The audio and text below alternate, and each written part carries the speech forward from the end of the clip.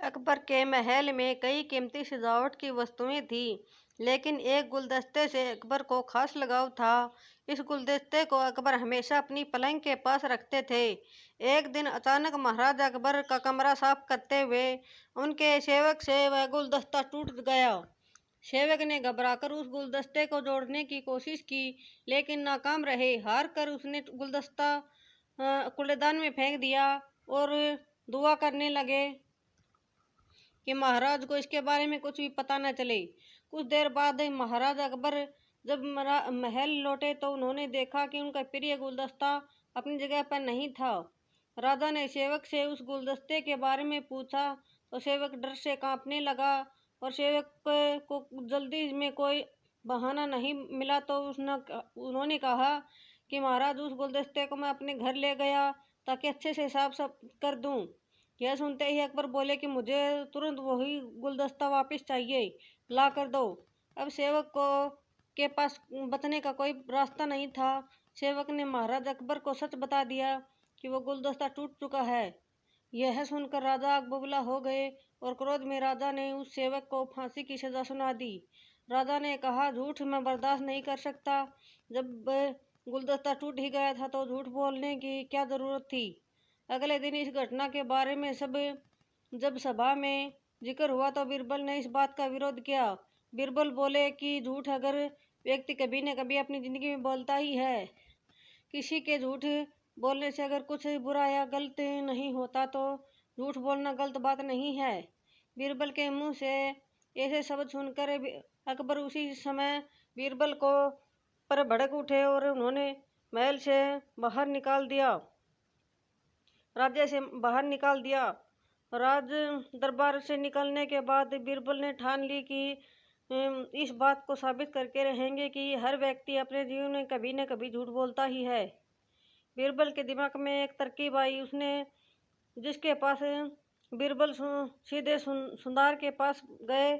उन्होंने जोहरी से सोने की गेहूं जैसी देखने वाली बाली बनवाई और उसे लेकर महाराज अकबर की सभा में पहुंच गए।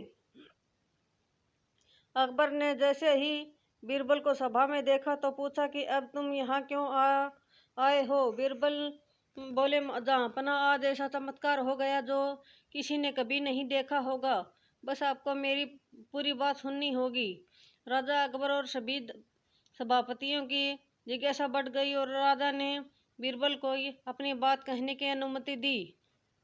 बीरबल बोले, आज मुझे रास्ते में एक सिद्ध पुरुष के दर्शन हुए। उन्होंने मुझे यह सोने की बाल दी है, गेहूं की बाल दी है और कहा कि इसे जिस भी खेत में लगाओगे वहाँ सोने की फसल उगेगी। अब इसे लगाने के लिए मुझे आपके राज्य में थोड़ी सी जमीन चाहिए।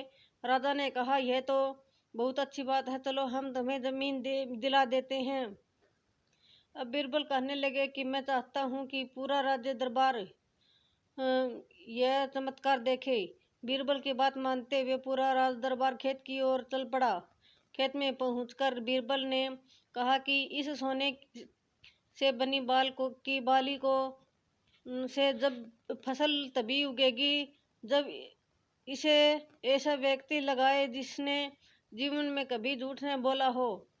बीरबल की बात सुनकर सभी दरबारी खामोश हो गए और कोई भी गेहूं की बाली लगाने के लिए तैयार नहीं हुआ। राजा अकबर बोले कि क्या दरबार में कोई ऐसा व्यक्ति है जिसने अपने जीवन में कभी झूठ न बोला हो। सभी खामोश थे।